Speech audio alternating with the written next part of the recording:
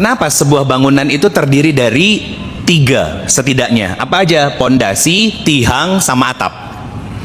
Apa maksudnya? Yang pertama itu selamat, tiangnya. Pondasinya. Kemudian tiang-tiangnya itu manfaat. Betul kan? Dia menopang. Nanti bagaimana dan seperti apa saya gambarin, Bunda. Kemudian atapnya itu bukan hanya keindahan, Bunda, bukan hanya tampilan fisik, ya. Nanti saya jelasin, gak usah dicatat dulu, nanti bingung, ya. Nah, sekarang pertama bagian pondasinya dulu. Pondasinya apa yang harus selamat? Iman kita dulu yang harus selamat, bukan fisik, Bunda. Punten, Bunda, coba deh sekali-kali datang ke rumah sakit. Ngapain? Ketemu sama orang-orang yang sakit. Tanya sama mereka, betulkah sakitnya mereka itu karena makanan atau karena pikiran? Rata-rata 80-90% orang sakit itu karena pikiran awalnya. Berarti kan kalau pikirannya nggak sehat, berarti imannya juga sedang nggak sehat. Kenapa? Karena apa yang kita pikirkan itu tergantung hati kita, Bunda. Kalau hatinya tenang, imannya kuat, jiwanya tentram, pasti pikirannya baik. Kalau pikirannya sudah baik, pasti perilaku dan sikapnya juga baik. Itu selamat dulu, selamat pondasinya iman kita. Artinya gini, Bunda. Saya nggak usah berdiri deh. Yang pertama, kita harus sadar, Quran surat ke-7, surat Al-A'raf, ayatnya 92. Allah berfirman, Alastu birabbikum. Allah mengenalkan dirinya kepada kita bahwa Allah adalah Tuhanmu, Tuhan kita. Bukan hanya sekadar Tuhan yang menciptakan. Allah menggunakan kata Rob. Artinya apa? Yang mencukupi semua kehidupan kita. Yang mencukupi semua kehidupan kita. Siapa yang melakukan? Allah. Untuk siapa? Untuk kita. Maka ketika kita sudah diberi sama Allah kehidupan buat kita, ada kompensasinya nggak? Ada, namanya kewajiban. Apa kewajiban kita? Wa ma khalaqtul jinna wal insa illa liya'budun.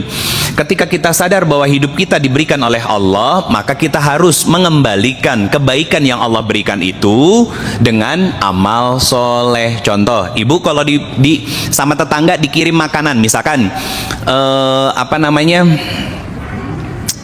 ubi cilembu misalkan, yang hampang, pasti ngebayar kan? Iya kan?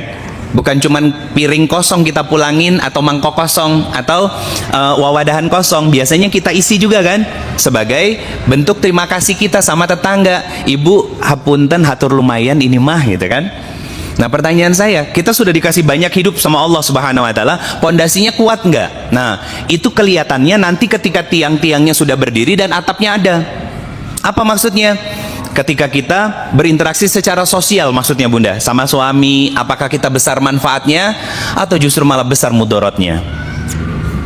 Ustadz gimana bisa tahu? Tanya sama suami. Makanya kan saya sering bilang, Bu, tolong bilang sama suami, Mas, Papa, Abi, ya kan, Ayah, pelayanan ibu sudah cukup belum selama ini? Dataran nanya soalnya kan. Pertanyaan saya kenapa nggak pernah nanya? Karena nggak siap sama jawabannya. Siun. Iya kan? Karena nanti ketika suami bilang, kok mikir sih jawab begitu aja, langsung emosi kan? Niatnya nyari solusi, jalan tengah, biar sama-sama baik. Karena introspeksi diri. Ibu, punten, besok lusa kalau kita wafat, nih para istri dan saya sebagai suami, saya ditanya, Rido Febri, gimana sikap pelayanan kamu kepada istrimu? Yang jawab siapa? Bukan saya, tapi Teteh. Sama, Bunda juga ditanya sama Allah, ya, kamu sebagai seorang istri, di mana posisi suamimu saat bersama di bumi? Dijawab sama suami, bukan mulut, Bu, tapi mata.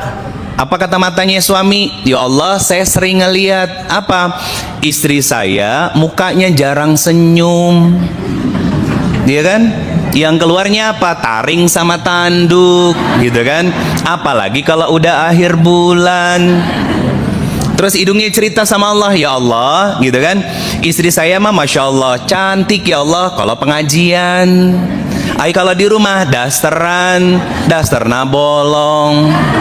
Kalau bolong dari pabrik wajar ya Bu ya, gitu. Tapi kalau pakai yang kan apa namanya ada barang-barang kamemet gitu ya, itu kan suka. Kalau anak saya tuh bantal yang dibeliin sama almarhum papa, itu sampai sekarang mau nginep di hotel manapun pasti dibawa.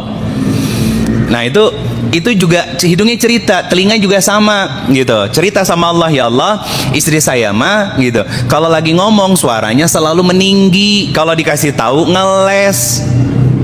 Pertanyaan saya, kalau ada begitu mau jawab apa? Iya kan? Kan Allah sendiri yang bilang penglihatan, iya kan, pendengaran, iya kan, akan dimintai pertanggungjawaban. Bukan matanya, tapi apa yang dilihatnya.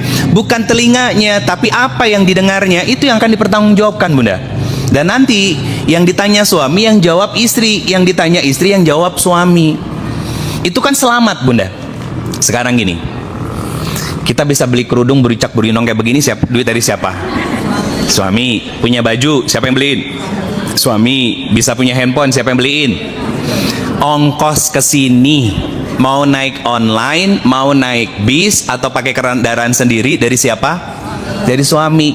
Kesampingkan dulu yang bisa cari uang sendiri ya, karena mau bagaimanapun suami tetap ngasih, betul kan? Karena itu nafkah. Pertanyaan saya, apakah yang sudah dikasih itu diterima dengan sepenuh hati dan dikembalikan menjadi kebaikan? Tanya suaminya. Belum tentu kalau menurut saya gitu. Bun, tahu kasus yang viral dari bulan November kemarin? Dasim lagi kejar target kan? No mention, jangan sebut siapa-siapa, karena perselingkuhan itu bukan hanya yang ada di depan mata kita. Di Indonesia ya, setiap detiknya itu terjadi perselingkuhan Bunda. Seriusan. Di Indonesia setiap detik, bukan setiap menit lagi, setiap detik terjadi 1 sampai 3 perselingkuhan di Indonesia. Nah, pertanyaan saya sederhana. Kenapa ada kisah? Ini pelajaran ya. Ada seorang anak yang dulunya berjilbab, tiba-tiba dibuka jilbabnya. Kalau bukan karena itu bentuk dari protes seorang anak kepada orang tuanya yang terlalu sibuk dengan urusan dunia. Dan akhirnya apa? Nggak cukup pulih kehidupan keluarganya. Akhirnya apa? Hukumannya ditambah sama Allah. Makanya ada kaidah begini Bunda, doakan saya dan doakan para ustadz ustazah yang duduk di sini agar Allah jaga Bunda. Apa doanya? Apa yang mau saya sampaikan Bunda?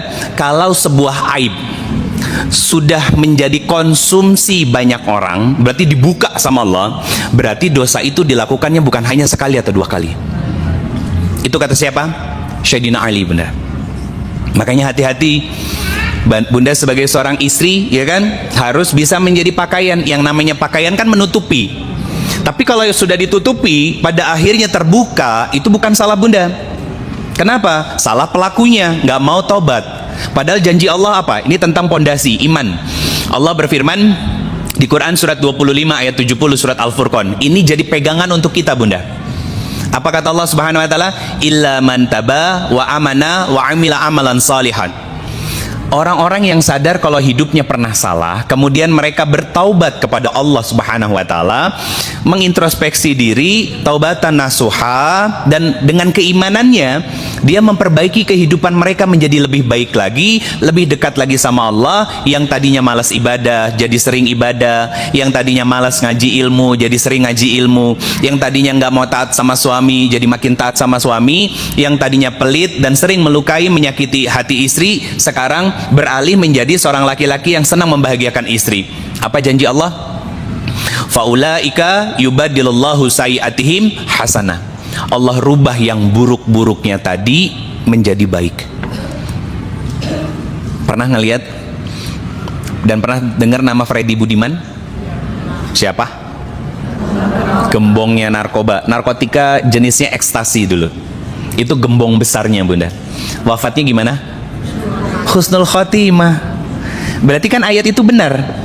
Jauh dulu sebelum ada peradaban modern sekarang di zamannya Rasulullah, Umar bin Khattab, betul? Khalid bin Walid, betul?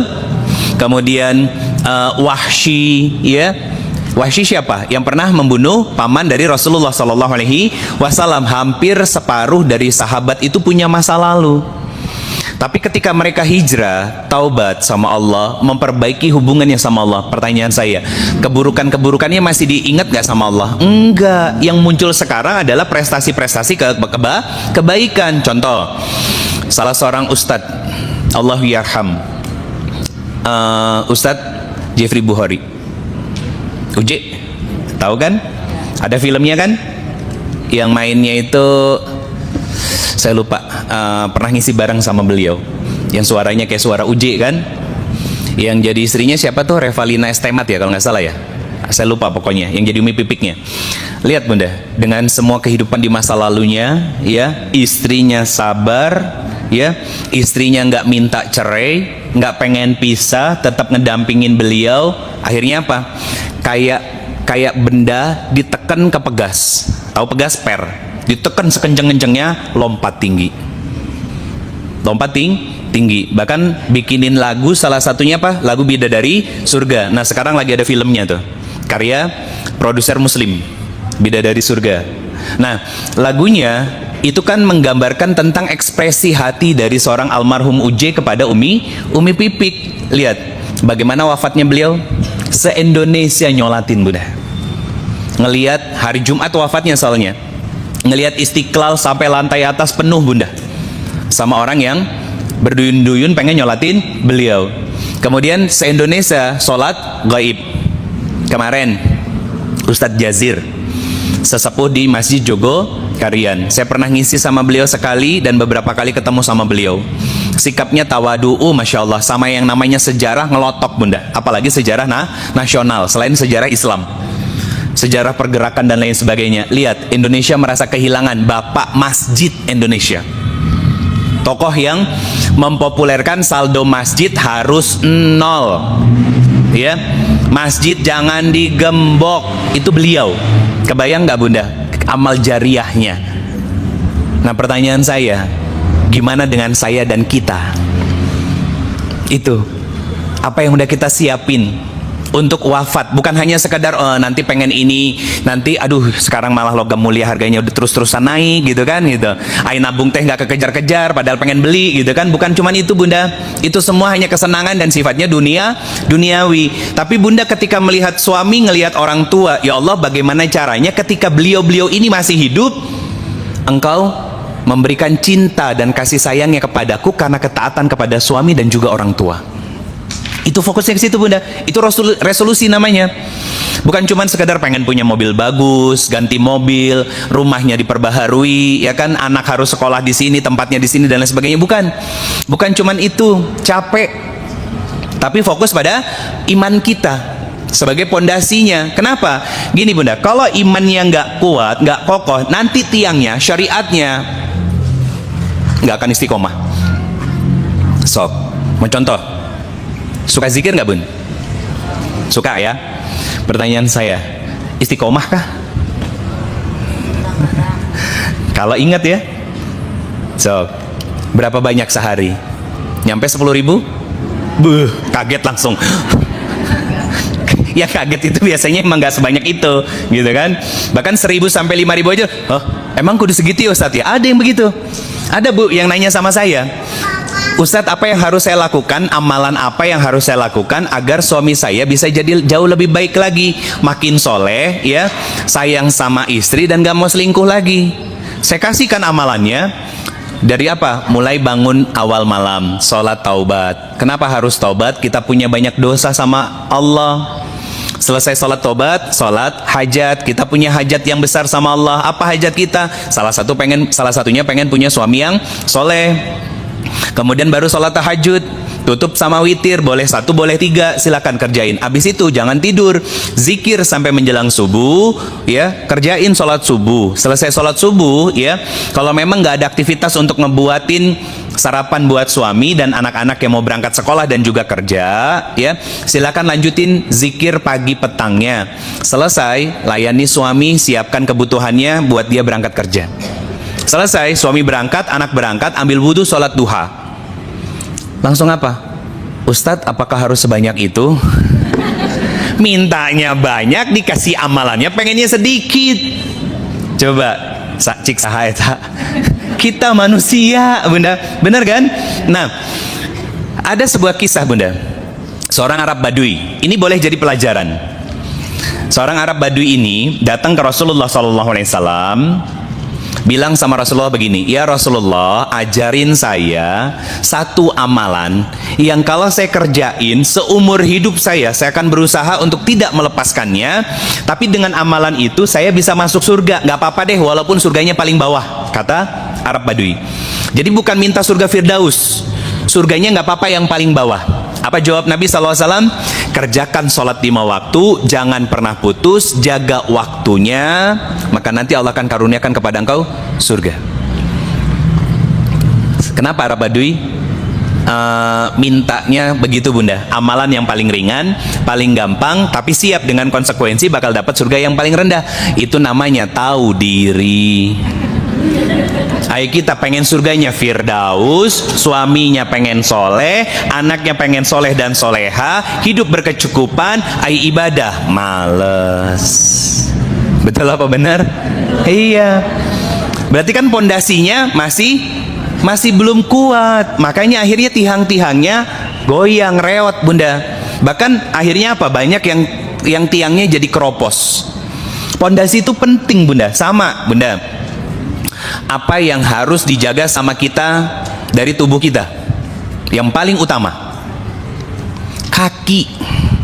Kenapa kaki? Betis manusia itu ada istilahnya jantung keduanya manusia. Bunda, saya mau tanya, pernah ngelihat sepuh-sepuh kita yang tinggal di kampung, di desa? Kenapa usianya 70 tahun, 80 tahun, gigi masih utuh, masih jag-jag, sehat waringkas ya? Kenapa? Karena seneng jalan. Dan sekarang mah lapar goput gogoleran gitunya gitu. Begitu bangun dari duduk itu kan langsung aduh gitunya. Bener kan? Kaki harus dilatih. Kalau misalkan nggak mau lari pagi, jalan pagi setengah jam aja. Jalan pagi, Bunda. Nah Ustadz, saya mah jalan di dalam rumah, ngeles. Keluar. Ada yang punya treadmill di rumah? Ada? Taruh dipakainya. Palingnya seminggu sekali gitu kalau ingat gitu kan. Padahal di atas treadmillnya bisa jadi disimpan sepatu gitu kan. Dulu pas beli unboxing dipoto gitu kan, bismillah gitu kan. Resolusi 2025 pret. Pengen sehat gitu kan. Giliran udah ada barangnya, apa kerjaannya? Gogoleran. Dah Ustadz udah capek sama urusan rumah. Pertanyaan saya, siapa yang nyuruh ngerjain? Siapa yang nyuruh ngerjain? Gak ada kan? Sok. Apa kata Allah dan Sayyidina Umar bin Khattab? Bunda, tugas istri kan fasolihatu, jadi solihah berarti taat kepada Allah, tirakat ya, ngaos kayak begini, nutup aurat, ibadah. Itu yang pertama. Setelah fasolihatu, yang kedua qanitatu, taat kepada suami tanpa tapi. Udah selesai, ngelayani suami di rumah ya, kemudian menawarkan diri ketika suami di rumah ya. Makanya kenapa kalimatnya menawarkan diri, Bunda? Punten, istri puasa sunnah, suami lagi di rumah wajib ngebatalin. Kenapa? Jangan sampai ngerjain yang sunnah, ninggalin yang wajib. Saya punya cerita lucu. Ada kakak saya, saya lucu diceritain sama si AA-nya. Ustadz, sebetulnya suami istri itu kalau sentuhan batal nggak sih? Tergantung, kata saya itu kan. Tergantung gimana? Kalau sentuhannya nyetrum, itu batal. Tapi kalau nggak nyetrum, itu dibolehin. Nah gitu kan. Nah iya gitu kan. Istrinya tiap mau berangkat kemana-mana nggak mau salaman sama suaminya. Kenapa? Maaf ya ayah, ibu punya wudhu gitu. Padahal salaman itu sifatnya wajib karena bentuk penghormatan dari seorang istri kepada suami gitu kan. Jangan sampai ngerjain yang sunnah sampai ninggalin yang wajib.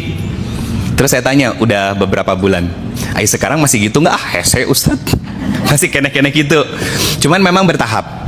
Jadi lucu ketika mau disamper sama suaminya, mau dipeluk gitu kan, nggak usah, ibu punya wudhu gitu. Padahal wudhu tinggal wudhu, Bunda. Itu buat saya salah satu cerita lucu ketika saya ngobrol sama kakak-kakak saya gitu kan. Artinya gini, Bunda. Kalau imannya kuat, ya, imannya kuat. Kalau imannya kuat, berarti dia akan memilih mana yang wajib, mana yang sunnah. Contoh, kan sekarang kalimat sunnah itu dipermainkan sama orang-orang lain. Kan lagi viral sekarang tentang istri sah yang tersakiti, tapi istri siri yang menuntut untuk diterima.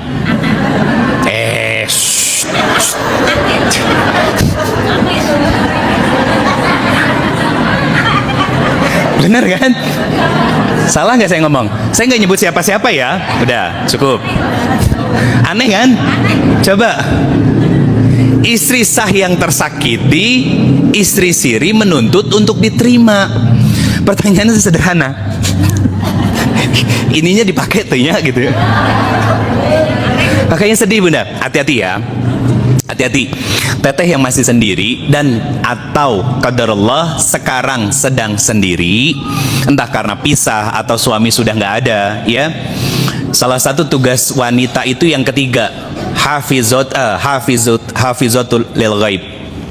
Apa? Menjaga Allah, menjaga kesucian diri. Ya. Jangan sampai, ya kan, suami sudah nggak ada, entah itu meninggal ataupun cerai, akhirnya apa? Dulu media sosialnya yang digembok, sekarang dibuka. Lagi nyetir mobil, nyimpen kamera di sini, di samping, di videoin, ya kan? Seolah-olah hashtagnya wanita mandiri. Ada tulisannya, terima kasih mantan. Aduh, saya teh suka capek kalau bukan ngelihat, tiba-tiba muncul di explore, ya, tiba-tiba muncul. Jadi rata-rata begitu, videonya kalau nggak dari samping, dari belakang. Nah, kalau dari belakang itu biar bukan objeknya orang. Kalau dari belakang, Bunda, dari sisi psikologinya apa? Memperlihatkan kokpit dari mobil secara nggak langsung, berarti pamer mobil. Simpelnya gitu. Karena itu dilakuinnya sama siapa? Para reviewer mobil. Reviewer mobil kan dari belakang ngesutnya juga. Kenapa? Biar kelihatan dashboard bagian depannya, di setirnya juga ada logo mobilnya. Itu karena tugasnya dia buat nge-review mobil. Makanya kadang, Bunda, banyak orang yang nggak sadar kalau dia itu sakit tapi ngerasanya sehat. Jangan-jangan itu diri kita. Mau bukti? Kan ngawas kemana-mana, sholat 5 waktu nggak ketinggalan, nutup aurat juga udah, puasa Ramadan juga sebentar lagi. Coba ngomongin orang masih jalan kan? Betul kan? Nggak usah jauh-jauh. Nah, tadi Ustadz ngomongin orang, saya nggak sebut nama. Kalau Bunda kalau lagi ngomongin orang kan, cuy, apal tuh, saha si eta, geningan kunaon gitu, disebut sama kita namanya. Pertanyaan saya, dosa tuh? Dosa, Bunda. Itu kenapa pondasi iman itu penting. Kenapa? Karena kita hamba. Yang namanya hamba selamanya juga hamba. Ada cerita nggak namanya pembantu berubah jadi majikan? Ada. Kalau jadi pelakor bisa nikah sama majikannya, ya kan? Istri sahnya ditendang dari luar, dari rumah. Itu bisa. Ada yang begitu? Ada. Judulnya apa? Selingkuhanku adalah mantan pembantuku. Kalau dibegituin, Bunda, ada video ya, terus pakai judul kayak begitu, itu viral, itu FYP itu. Kenapa orang jadi pengen kepo ngelihat gitu. Nah, iman itu sepenting itu, Bunda. Karena apa? Pondasi. Kayak bangunan ini. Ini kan bangunan yang desainnya kalau nggak salah RK ya. Ya. Nah, ini pasti punya pondasi yang kuat, Bunda. Cuman kelihatannya aja kayaknya besi-besi gitu kan. Tapi minimalnya sekian meter pondasinya. Kenapa? Karena menopang bangunan ini yang besar. Apalagi di tengahnya nggak ada tiang. Di tengahnya nggak ada tiang. Maka titik tumpu dari beban itu semuanya ada di tiang-tiang yang di pinggir. Kalau enggak, kebayang, Bunda, atapnya ambruk. Makanya karena tanpa tiang dikasih kubah nggak? Enggak, karena kalau dikasih kubah bebannya jadi pindah ke tengah gitu. Nah, apa pelajarannya? Kalau iman kita kuat, kesadaran kita bahwa Allah itu harus disembah sama kita, dan setiap hal yang kita lakukan dan kita kerjakan harus mencari ridho Allah Subhanahu wa taala, maka pasti hidupnya benar, Bunda. Bukan hanya terlihat baik. Ini bulan apa? Rajab. Apa hikmah dari bulan Rajab? Persisnya sama tema hari ini, mempersiapkan. Karena yang namanya Rajab itu salah satunya amalannya memang sholat. Ada proses Isra Mi'raj besok ya. Salah satunya apa? Rajab itu sama seperti menanam benih. Sya'ban benihnya mulai tumbuh ya, bermekaran. Ramadan itu panennya.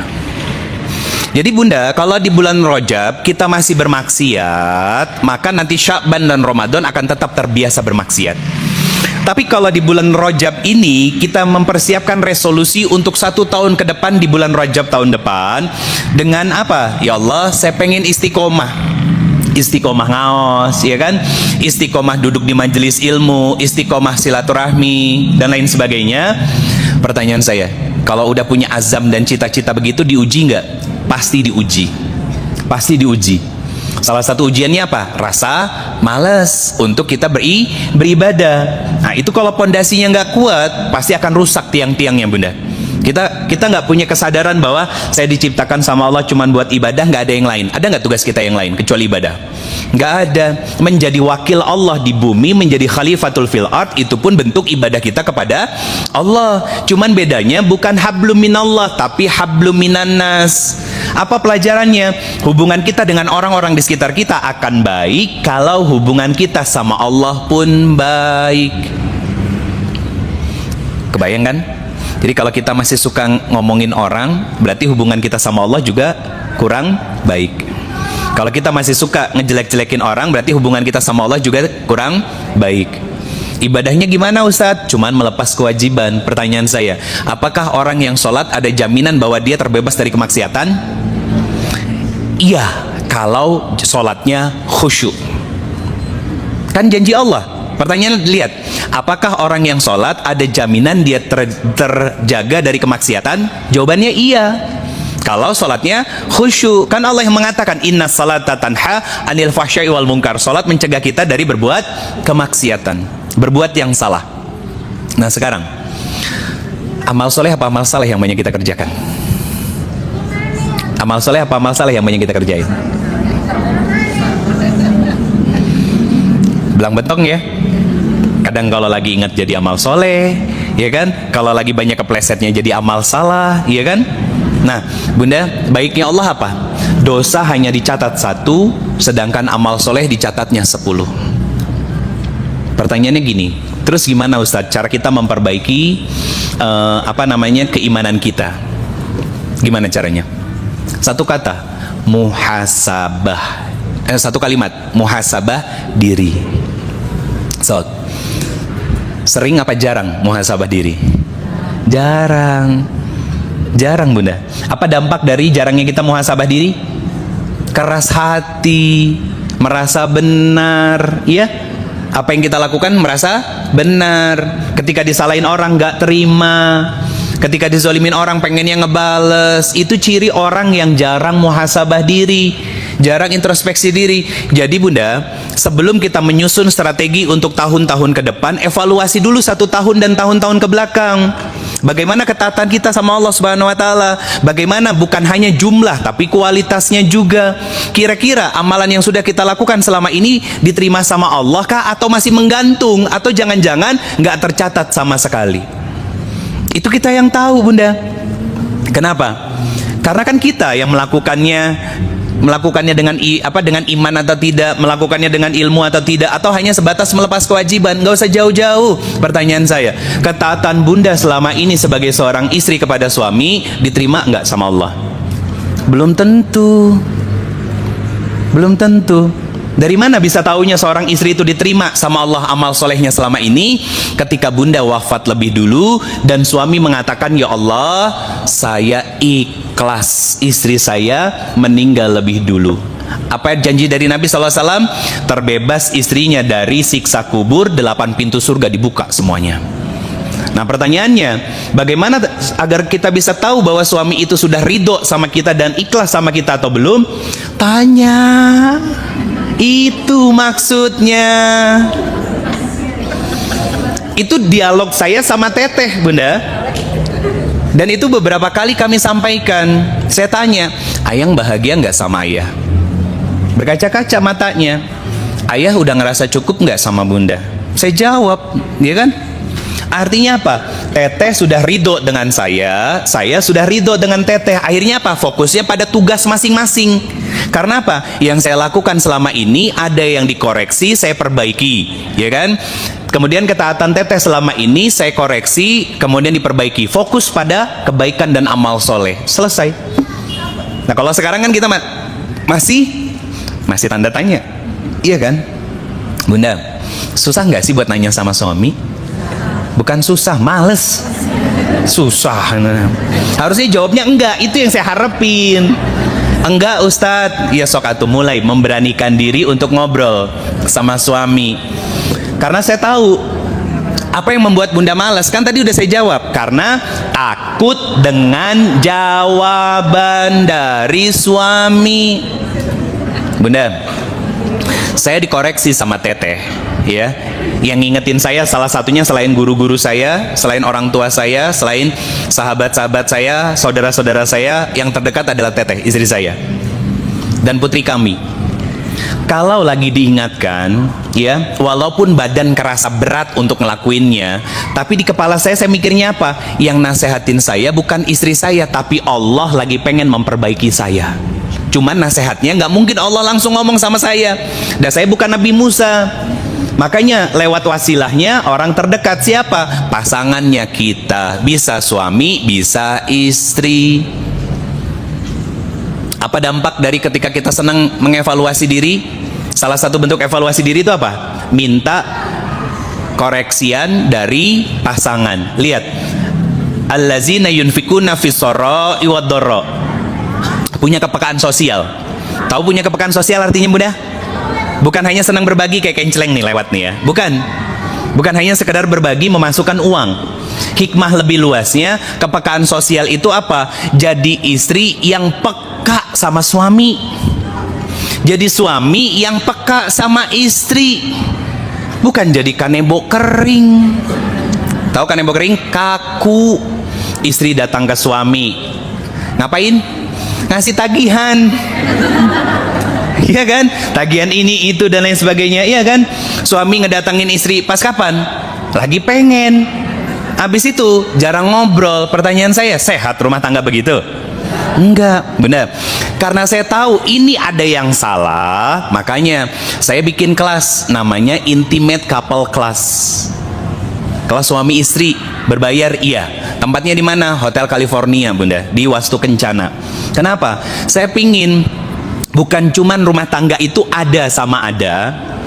Bun, saya sudah 4 tahun ya kalau nggak salah ngisi di sini. Itu setiap habis kajian ada aja yang pengen curhat. Bahkan ada yang nge-DM, ada yang nge-WA ke teteh, ada. Berarti kan gini, setiap saya ngisi pengajian di sini dan guru-guru yang lain hadir di sini, berarti kita sedang membawa masalah, betul?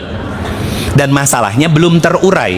Dan gak jauh-jauh dari yang namanya hubungan rumah tangga suami istri. Itu yang bikin saya sedih, Bunda.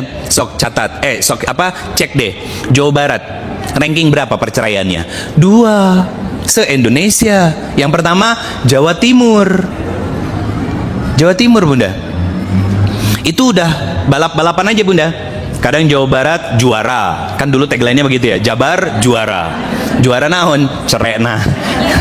Aduh, apa yang mau dibanggain, Bunda? Justru itu aib sebetulnya. Kenapa saya ngerasanya itu aib? Saya muslim. Saya muslim. Di dalam Islam, acuan kehidupan dalam rumah tangga tuh ada. Nah, itu yang akhirnya saya bikin jadi program. Bayar itu bukan untuk ngebayar saya, bukan.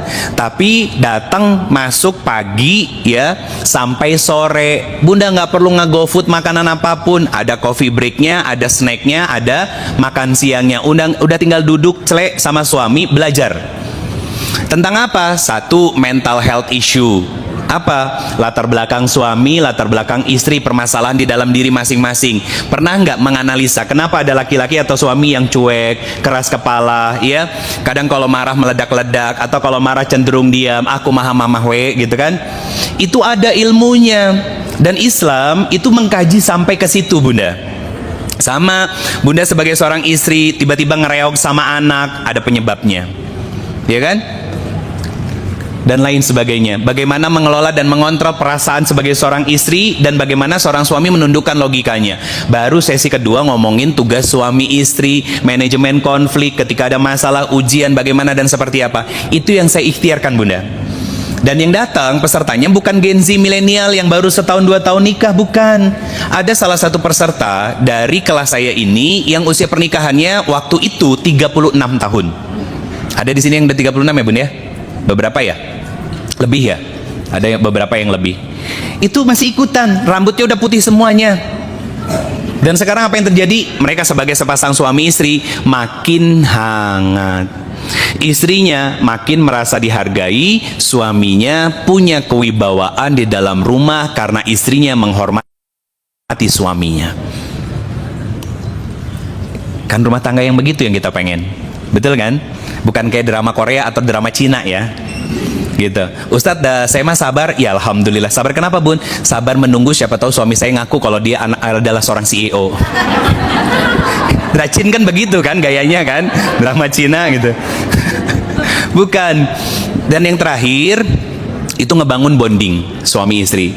Bunda kalau mau informasinya tuh di depan ada timnya saya, ada Teh Al dan yang lainnya. Boleh nanya dulu di situ boleh. Mangga. Kenapa? Karena gini bunda. Kenapa saya fokus pada dunia keluarga? Ya, walaupun yang kadang yang datang ada yang jomblo juga kan, tapi dari awal sampai akhir tetap duduk. Kenapa? Kalau di kajian umum begini biasanya dicampur, ngebahas tentang suami sama ngebahas sama orang tua yang sudah nikah, bisa sama pasangan dan juga orang tua. Kalau yang masih single sama orang tua. Kenapa saya fokus pada dunia keluarga bunda? Kalau keluarga itu diperbaiki kualitasnya, maka anak cucu keturunannya akan semakin lebih baik.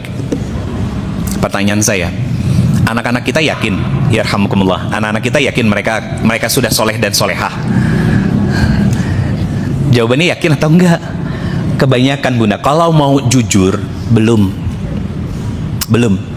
Kalau masih punya anak-anak yang kecil, masih sekolah, masih remaja, ya, masih dalam naungan kita, masih remaja, itu belum kelihatan. Nanti ketika usianya sudah lepas dari 18 tahun, kemudian lepas kesendiriannya, sudah punya keluarga, di situ kelihatan hasil pendidikan kita. Sering nanya kabar nggak sama kita sebagai orang tuanya, sering nyenengin nggak, atau jangan-jangan anak kita sudah keluar, ada yang kuliah, ada yang kerja, ada yang sudah rumah tangga, tapi di rumah masih sering ngerasa kesepian, berarti gagal. Ada yang salah berarti kan ngejalanin kehidupan rumah tangganya. Saya pernah kan cerita di sini, ada seorang ibu yang minta waktu untuk diskusi sama saya agar saya bisa menasehati anaknya. Kenapa? Karena anaknya 4 tahun pacaran tapi nggak pernah mengenalkan calon suaminya kepada keluarganya. 4 tahun pacaran dan nggak pernah dikenalin bunda. Itu ada 2. 4 tahun pacaran, berarti anak perempuan ini nggak dekat sama bapaknya. Kenapa? Karena dia mencari perhatian di luar rumah. Sederhana kan? Yang kedua, nggak dikenalin sama orang tuanya padahal udah deket 4 tahun. Kenapa? Bisa jadi orang tuanya terlalu punya ekspektasi dan standar yang tinggi. Yang kedua, anak perempuannya ini apa? Lebih memilih tinggal di apartemen, ngurusin kucing daripada ngurusin orang tua. Berarti orang tuanya tidak lebih berharga daripada kucing. Kenapa? Karena nggak deket. Bisa jadi isinya hanya tuntutan.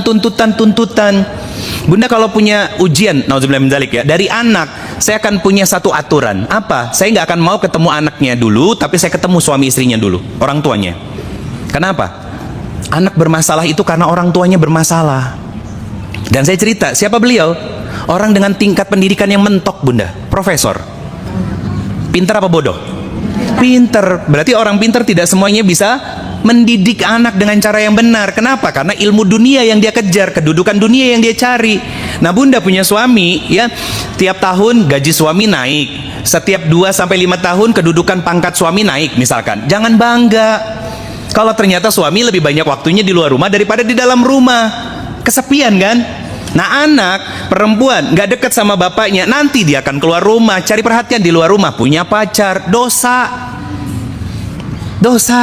kan. Kemarin lagi viral tuh, ada seorang artis yang bikin buku, ya kan, ternyata nikah di usia yang masih cenderung muda, ya kan, bahkan di usia 15 tahun itu sudah menjadi korban pelecehan seksual. Ternyata ada dialog yang ini akhirnya kalau dibaca sama anak-anak muda menganggap bahwa oh berarti ini boleh. Apa katanya dialognya? Aku nggak mau lebih dari sekedar ciuman. Kan bahaya bun kalau dibaca sama anak kita. Aku nggak mau kalau lebih dari sekedar ciuman. Kata si perempuan ini ngomong sama laki-lakinya. Itu kan terlalu vulgar. Buat kita yang muslim risih kan. Nah pertanyaannya, risih juga nggak kalau anak kita pacaran? Jarang. Nah yang ngedengar kayak begitu ngerasa risih, tapi anak kita diantep, dipegang sama orang lain, dipeluk-peluk sama orang lain gitu. Berarti kan ada yang salah dengan pengasuhan dan pendidikan keluarga kita. Anak laki-laki nggak dekat sama suami kita, nggak dekat sama bapaknya, apa yang terjadi? Satu, ada kemungkinan nanti mengalami disorientasi seksual, bahaya ya. Atau jadi BPJS. Apa BPJS? Badan Perkasa Jiwa Sekong. Tahu Sekong? Iya kan? BPJS, Badan Perkasa gede tinggi gitu kan, tapi mama gitu. Itu BPJS itu. Kenapa? Karena nggak ditanamkan nilai-nilai kelaki-lakian sama bapaknya. Yang bahaya, anak laki-laki dan perempuan nggak deket sama orang tuanya. Zaman sekarang kalau nggak ngehamilin, dihamilin. So, di kampung-kampung kita, ya, atau mungkin melihat berita, gitu kan? Ada kan yang terjadi yang begitu? Pertanyaan saya, siapa yang hancur? Orang tuanya. Siapa yang rusak? Masa depan anaknya. Yang hancur orang tuanya, yang rusak masa depan anaknya. Pertanyaan saya, salah anaknya? Salah pergaulan anaknya? Bukan. Salah orang tuanya yang tidak menghadirkan rumah yang nyaman buat anak-anak kembali dan pulang ke rumah. Kenapa orang tuanya bermasalah? Karena imannya juga bermasalah. Kan kebanyakan dari kita cuma jadi pabrik yang menghasilkan. Pabrik ngurusin ketika rusak nggak? Enggak. Salah mindset kita bunda. Kita itu bukan pabrik, ya, bukan pabrik. Kita adalah orang tua yang pernah meminta kepada Allah, pengen punya anak, pengen punya pasangan, ya. Pertanyaan saya, amanah? Belum tentu. Makanya tiangnya goyang. Kenapa? Pondasinya rusak. Atapnya bocor pasti. Akhirnya apa? Atap itu berkaitan dengan ujian. Kan orang ngelihat gini di rumah nih KBP, ya, rumah-rumah baru belakang. Pertanyaan saya, hujan gede, yakin nggak bocor? Pasti ada yang bocor. Minimal rembesan air. Mau sebagus apapun developer, ya, nggak akan bisa mengalahkan alam. Makanya akhirnya ada ikhtiar maksimal yang dilakukan sama kontraktornya. Apa? Sudut kemiringannya, ya, bentuk dari atapnya dan lain sebagainya. Untuk apa? Meminimalisir kebocoran. Berarti apa? Mempersiapkan dengan ilmu menghadapi ujian yang sesungguhnya dari setiap hasil karya yang dibuat sama mereka. Pertanyaan saya, kita pernah mempersiapkan diri nggak ketika diuji sama Allah Subhanahu Wa Taala? Enggak. Begitu diuji, ruas kan? Astagfirullahaladzim ya Allah, gitu kan? Kenapa? Karena amalan yang kita kerjakan selama ini berupa tiang-tiangnya hanya sebatas hiasan. Kenapa jadi hiasan? Karena pondasinya nggak kuat. Oyak, jadi apa oyak ya? Aduh, goyang. Saya suka refleks bahasa Sunda gitu. Takutnya salah bunda, karena saya ingat kata oyak itu ketika masih tinggal di Serang, Banten. Takutnya beda. Goyang bangunannya. Tinggal nunggu rubuh kan kalau udah goyang kan? Ketika ditiup sama angin yang besar. Apa? Ujian yang besar. Takutnya kita nggak siap, akhirnya ambruk, rusak mentalnya, hilang ibadahnya. Nih, mau bukti. Buka Quran surat 19 nih bunda. Ayatnya 58. Tentang apa? Ayat 58. Kata Allah Subhanahu Wa Taala, orang-orang yang diberikan nikmat sama Allah Subhanahu Wa Taala dari golongan keturunan Adam alaihissalam dan keturunan dari Nabi Nuh alaihissalam. Nabi Nuh itu bapak dari manusia setelah Nabi Adam alaihissalam. Lihat bunda, setelahnya. Dan dari orang-orang yang telah kami beri petunjuk dan telah kami pilih. Jadi nikmat dari Allah itu adalah pilihan dan juga petunjuk. Apa maksudnya? Pilihan. Kalau kita sekarang dimudahkan beramal soleh, berarti Allah memilih kita untuk jadi hamba yang dicintai sama Allah Subhanahu wa Ta'ala, sehingga diberikan petunjuk hidupnya. Hidupnya benar. Keturunan Nabi Adam dan Nabi Nuh alaihissalam yang menjadi nabi dan rasul, ya, sampai Nabi Muhammad sallallahu alaihi wasallam, ada yang melenceng nggak hidupnya? Nggak ada. Hanya dalam kisahnya hanya beberapa saja. Itu pun keturunannya, bukan beliau-beliaunya langsung. Contohnya siapa? Nabi Nuh alaihissalam. Siapa yang diuji dengan bapaknya? Nabi Ibrahim alaihissalam. Lihat, bapaknya pembuat berhala, syirik, musyrik, tapi anaknya kekasihnya Allah Subhanahu wa Ta'ala. Kita belum cukup soleh dan soleha, ngaji, ibadah sungguh-sungguh, dipilih sama Allah untuk beramal soleh, dibimbing sama Allah dengan ilmu. Karena kita duduk di majelis ilmu, kita masih punya peluang. Apa? Anak-anak keturunan kita jauh lebih soleh dan soleha daripada kita. Maka kesimpulannya gini bunda, harap bersabar ya, itu ujian. Nggak apa-apa, kan nggak setiap hari bunda ya. Nah, kalau kita salah, diingetin sama anak, jangan ngeles. Iya, dan mama juga tahu gitu. Ma, punten ya, teteh mau ngasih tahu. Kalau bisa, mama pakai jilbab teh pakai ciput biar rambutnya nggak keluar. Iya, dan mama juga tahu, tapi mama teh sok males. Gitu ya? Oke. Harusnya bersyukur. Kenapa? Anak ibu semuanya jauh lebih soleha, lebih ngerti daripada kita. Saya cerita nih, kemarin saya sempat safar ke hampir seminggu, Solo, Tawangmangu, sama ke Jogja. Saya bela-belain putri saya bolos sekolah untuk bayar liburan sekolah. Walaupun saya masih salah. Saya salah bunda, saya akuin. Dari mana saya salah? Saya dikoreksi sama anak saya. Mau pulang, habis makan sarapan ya di salah satu restoran punya sahabat kami, ya. Putri saya bilang gini, ayah, kakak mau ngomong sesuatu. Terus kata saya, boleh sayang. Kenapa? Ayah dengerin. Ayah, nanti kalau liburan, ayah tuh nggak usah update WA status atau Instagram story, nggak usah bilang-bilang ke siapa-siapa ya, please gitu kan. Saya tahu, ngerti. Kenapa? Punten bunda, saya kadang, ini salah saya. Saya sebetulnya cuma pengen nyambung silaturahmi, tapi akhirnya mengorbankan waktu liburan sama keluarga. Akhirnya saya bilang apa? Oke nak, siap, maafin ayah ya, ayah salah. Enggak kok, kakak nggak nyalahin ayah, tapi kan memang ayah salah. Karena ayah salah, ayah punya kewajiban minta maaf, maafin ayah ya sayang ya. Oke, kata dia gitu, selesai. Pertanyaan saya, baper saya? Enggak. Saya ngomong apa sama putri saya, misalkan, ya kan namanya juga kita liburan, boleh dong silaturahmi, kita kan dapat villanya juga gratis, itu dari teman ayah, kita dapat makan, sarapan juga, silaturahmi sama teman-teman ayah. Patah dia dan gak akan ngomong lagi sama saya.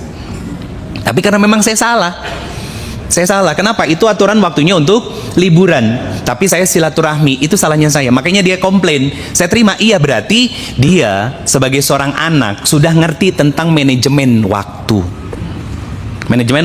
Waktu. Bersyukur nggak saya? Bersyukur bunda, Allah ngingetin saya. Jangan sampai nanti kalau saya wafat dalam kondisi penyesalan. Kenapa? Karena saya belum sempat membahagiakan putri dan istri saya dengan sepenuh hati. Saya bersyukur. Kan itu harusnya disyukuri bunda. Bunda punya anak laki-laki gitu kan, terus ngingetin bunda atau bapak-bapak ya, anak dari pesantren pulang, sholatnya ke masjid, ngajak bapaknya, pak ke masjid yuk, sok aaweh lah, itu ke masjid. Pulang ke rumah gitu, mah tadi bapak ke masjid, enggak, tidur lagi. Astagfirullah. Kan seneng aturan gitu.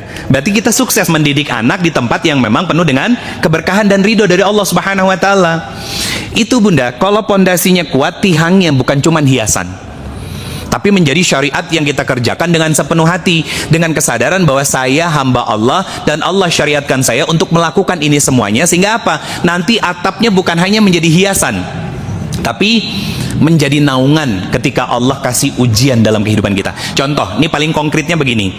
Pondasi, tihang, atap. Pondasinya, buka Quran surat ke 42. Ini saya izin ngegambarin.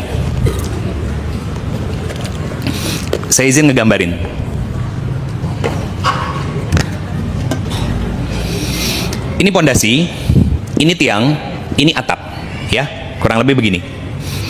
Ini saya kasih contoh ilustrasi dari apa yang saya bahas. Ini pondasinya, Quran surat 42 ayatnya 30 dan Quran surat ke 12 ayatnya 44. Yang ini kaitannya ada di Quran surat ke 57 ayat 22 sampai 23.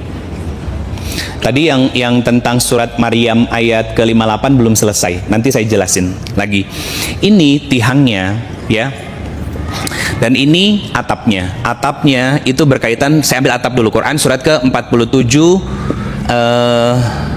ayatnya ke-7. Nah, tiang-tiang ini Bunda, itu bukan hanya sekedar tihang, ya kan?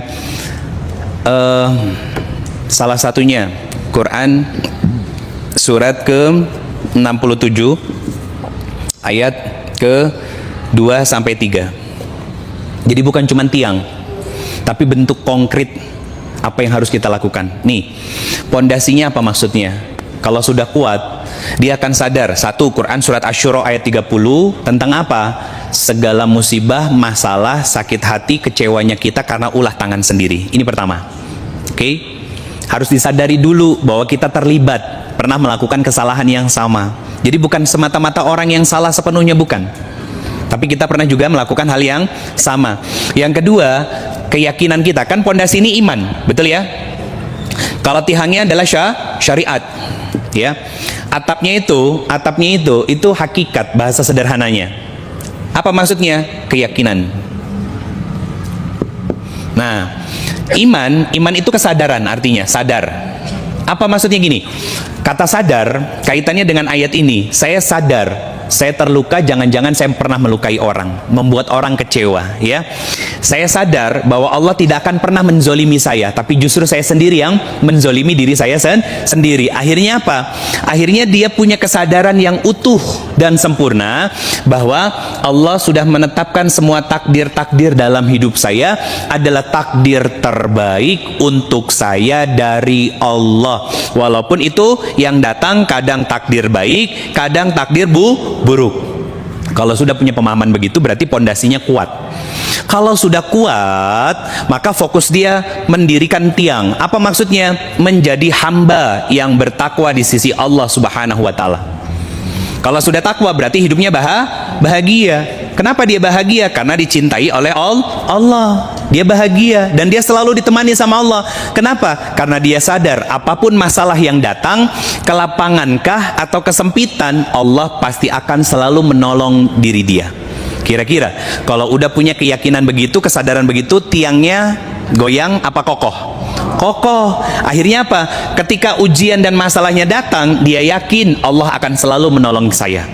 Ya ayyuhallazina amanu in tansurullah wa yunsurkum wa yusabbit aqdamakum. Itu kata Allah Subhanahu wa Ta'ala.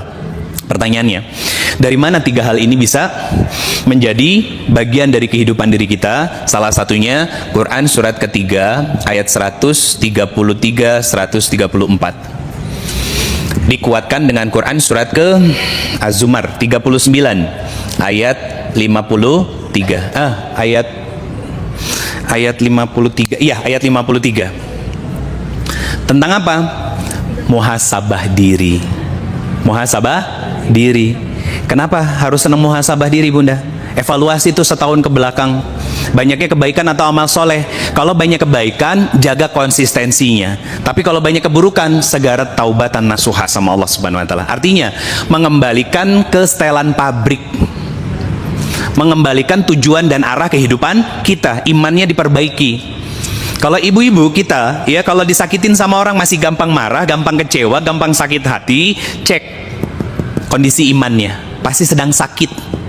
Pasti sedang sakit. Nah, muhasabah itu artinya memasukkan hati kita ke dalam ICU untuk diperbaiki karena ada yang sakit. Dengan cara apa? Berserah diri kepada Allah Subhanahu wa Ta'ala. Contohnya gimana? Ya Allah, saya hambamu sedang terluka, sedang kecewa. Saya dikecewakan suami saya terluka karena orang tua saya juga tersakiti karena anak-anak saya. Tapi saya sadar ya Allah, orang tua saya menyakiti saya karena bisa jadi saya terlalu berekspektasi kepada mereka, atau saya pun dahulu pernah menyakiti mereka sehingga ini menjadi balasan darimu untukku. Saya dizolimi sama anak-anak, ya, hancur kepercayaan saya. Jangan-jangan karena saya juga dulu ketika mereka sedang kecil-kecil dan lucu-lucunya, saya sering melukai dan menyakiti hati mereka dengan intonasi bicara saya yang kadang lupa dikontrol. Suami saya menyakiti dan mengkhianati saya. Jangan-jangan saya terlalu tenang, terlalu nyaman, seolah-olah sudah bisa menjadi istri yang solihah tanpa saya verifikasi langsung kepada suami apakah suami saya merasa cukup dengan diri saya. Hari ini saya datang dengan luka saya. Hari ini saya datang dengan luka saya, ya Allah. Tolong sembuhkan luka saya dan jadikan saya menjadi orang yang jauh lebih solihah dari sebelumnya, agar saya bisa punya kesabaran menghadapi ujian dari anak, dari suami, atau bahkan dari orang tua saya atau dari orang-orang sekitar saya. Itu namanya muhasabah. Karena sadar bahwa kita adalah seorang hamba. Kan ini pernah saya bahas dulu tentang hamba. Lepasin pakaian kita sebagai istri, pakaian kita sebagai suami, sebagai ibu, sebagai ayah. Lepasin dulu sebagai anak, lepasin dulu. Kenapa? Karena kita masih pakai pakaian yang paling hangat selama ini, yaitu pakaian kebesaran yang namanya hamba Allah. Kalau imannya sudah benar, Bunda, nanti tiangnya itu akan kokoh. Akhirnya apa? Ketika tiangnya kokoh, atapnya akan indah. Bukan cuma sekadar hiasan, tapi keyakinan dengan penuh kesadaran bahwa hidup saya milik Allah. Bahasa kerennya, inna lillahi wa inna ilaihi roji'un. Ya Allah, hidup saya milik Engkau. Maka segala masalah yang ada dalam hidupku, Engkau yang akan menyelesaikan nanti semuanya. Itu Bunda pelajarannya. Nah, cuman faktanya apa yang terjadi? Di Quran surat Maryam ayat 58 tadi, kan saya sampaikan, nikmat dari Allah itu ketika Allah pilih kita untuk beramal soleh, berbuat kebaikan, dan juga hidup dalam petunjuk-petunjuk Allah. Artinya, kalaupun dia kepleset, salah, balik deui. Ya, dia apa? Balik lagi. Dia sadar diri, dia muhasabah diri bahwa saya salah. Allah nggak suka dan saya harus memperbaiki diri saya. Lihat penutup ayatnya. Apa kata Allah Subhanahu wa taala? Apabila mereka dibacakan ayat-ayat Allah yang Maha Pengasih lagi Maha Penyayang kepada mereka, mereka tunduk sujud dan menangis kepada Allah. Spesial ya Bun? Kenapa? Karena sadar diri mereka-mereka orang-orang yang diberikan nikmat itu, maksud nikmat di sini berarti nikmat iman. Jadi nggak bisa dirasain pakai mata, pakai telinga, nggak bisa kecuali pakai hati, Bun. Bisa sholat tahajud itu nikmat nggak sih? Tah eta maksudnya. Bunda bisa berbagi sedekah bukan tentang banyak, besar kecilnya bukan. Nikmat nggak sih? Nikmat. Bunda konsisten istiqomah duduk di majelis ilmu, nikmat nggak sih? Nikmat itu maksudnya. Sok, pernah ngelihat nggak orang punya rumah, ya? Rumahnya gede, tingkat, tapi pagernya setinggi atap. Pernah? Banyak. Pertanyaan saya, kenapa rumah sudah bagus, mewah, tapi ditutup pakai tiang yang tembok setinggi atap? Dia hidupnya nggak tenang. Sok, nggak tenang. Kenapa? Takut ada maling. Ikhtiar, betul, itu ikhtiar, Bunda. Itu ikhtiar. Tapi nggak sampai menutup sampai ke atas atap. Itu kan gambaran gelisah dan ketidaktenangan dia. Contoh. Ada orang punya mobil bagus, diapain? Asuransi, padahal jelas itu haram. Kenapa? Dia nggak tenang, takut kalau ada apa-apa. Iya kan? Padahal apa? Ya nauzubillah min zalik. Misalkan ada kenapa-napa, ya itu kan berarti ada rezeki para karyawan-karyawan yang kerja di bengkel, betul kan? Sederhana sebetulnya. Nah itu bukan nikmat. Justru itu ujian ke lapangan yang lupa dia syukuri, akhirnya takut hidupnya, nggak tenang. Tapi orang yang hidupnya tenang adalah orang-orang yang dipilih sama Allah untuk selalu taat dan patuh kepada Allah, ya. Dan ketika dibacakan ayat-ayat Allah, apa kata Allah? Mereka sujud sambil menangis kepada Allah Subhanahu wa taala. Contoh, Bunda, pernah dengar kisah Nabi Sulaiman yang mau ngasih makan ikan di laut, sampai habis semua hartanya, ternyata belum sedikit pun ikan di laut itu merasa cukup diberikan makanan. Ya nggak bisa dipersentase sama sekali, Bunda. Tahu kan kekayaannya Nabi Sulaiman alaihissalam, ya, yang bisa dikatakan tanpa batas sama sekali. Lihat, Bunda, Nabi Sulaiman alaihissalam sampai dikokohkan sama Allah bahwa Nabi Sulaiman itu bukan orang yang ingkar kepada Allah Subhanahu wa taala. Bahkan di surat Al-Anbiya ketika diuji dengan begitu nikmat, kekayaan, ya kan, jadi raja, bahkan bawahannya bukan hanya manusia, sampai juga bangsa jin, betul? Nah, beliau alaihissalam bisa berbicara dengan hewan, ya. Apa jawaban beliau? Haza min fadli rabbi. Ini adalah karunia dari Allah. Berarti kan apa? Sikap seseorang yang imannya benar ketika menyusun resolusi untuk kehidupan yang ke depan, maka cirinya akan muncul rendah hati. Rendah hati, nggak sombong sama sekali, nggak sombong sama sekali. Nah, ada lagi nih yang ingin saya sampaikan nih, Bunda. Surat Al-Hajj, surat ke-22, ayatnya 11, Bun. Ayatnya 11. Lihat. Dan di antara manusia, disebut manusia, bukan hambaku. Kalau hambaku biasanya yang beriman. Ini dibuat umum, manusia. Apa kata Allah Subhanahu wa taala?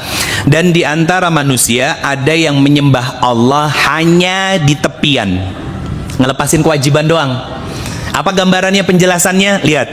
Maka jika dia memperoleh kebaikan, dikasih nikmat sama Allah Subhanahu wa taala, dia merasa puas, dan jika dia ditimpa satu cobaan, dia berbalik arah dan menyalahkan Allah, malas ibadah.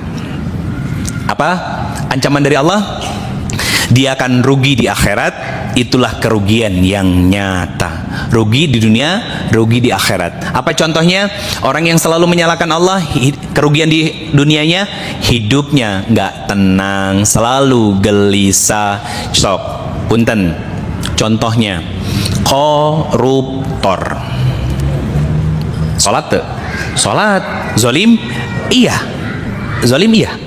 Tenang nggak hidupnya? Enggak. Lihat, duit hasil malingnya itu disimpan di rumah di dalam koper, atau dicarikan tempat yang lain, entah itu rumah sewaan, apartemen, atau apapun. Bahkan lebih bahayanya apa? Uang-uang haram itu dititipkan kepada para pelakor simpanan. Iya kan? Benar. Saya baru dapat cerita dari teteh dan putri kami. Ternyata ada ciri-ciri khusus. Ah, ini kata netizen, bukan kata saya.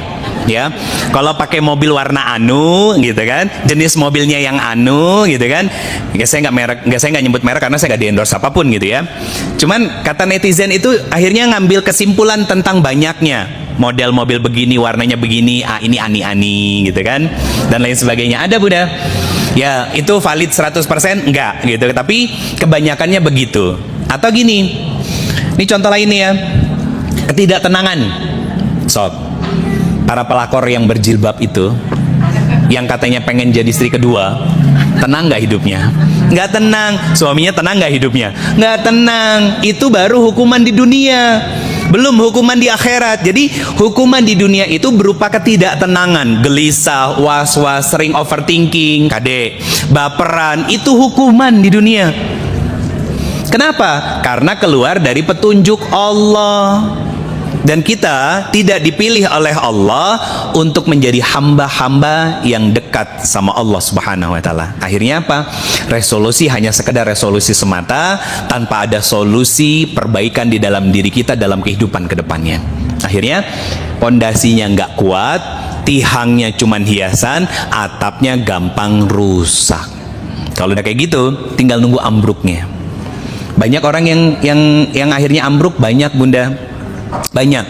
Bahkan ada orang, ya maaf Bunda, di luaran dikasih ujian sama Allah, nggak mau lagi sholat.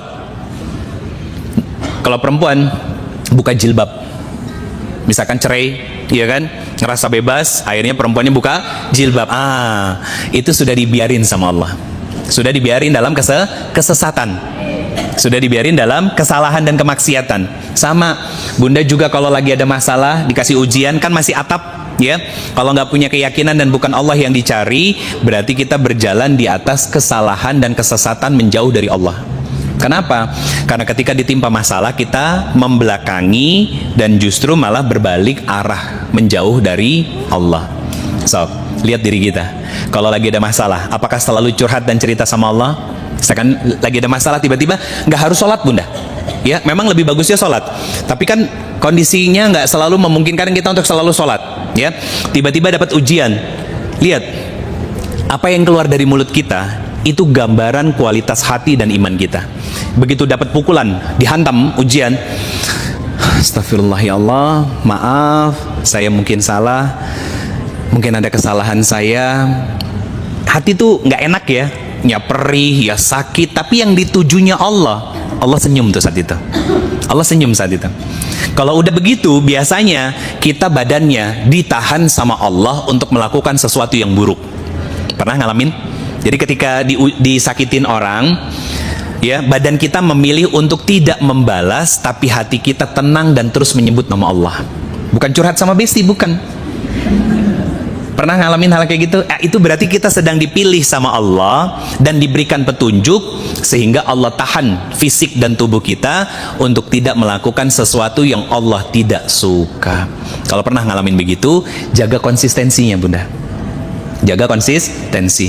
Jadi 3 yang harus kita benahi tentang resolusi ke depan dalam kehidupan kita. Pondasi berupa iman, tihang berupa syariat yang kita kerjakan selama ini, ditingkatkan kualitasnya. Atapnya bukan cuman hiasan, tapi penuh keyakinan bahwa setiap ujian dan masalah itu pasti akan selalu ditolong sama Allah, dan selama kita hidup pasti akan diberikan ujian dan masalah dari Allah Subhanahu wa taala. Jazakumullah khairan katsir. Itu bunda, biar ada sesi tanya jawabnya agak sedikit lebih panjang. Kalau ada yang mau bertanya silakan, saya kembalikan ke moderator. Hadanallahu wa ikum ajma'in. Wallahu a'lam bishawab. Assalamualaikum warahmatullahi wabarakatuh.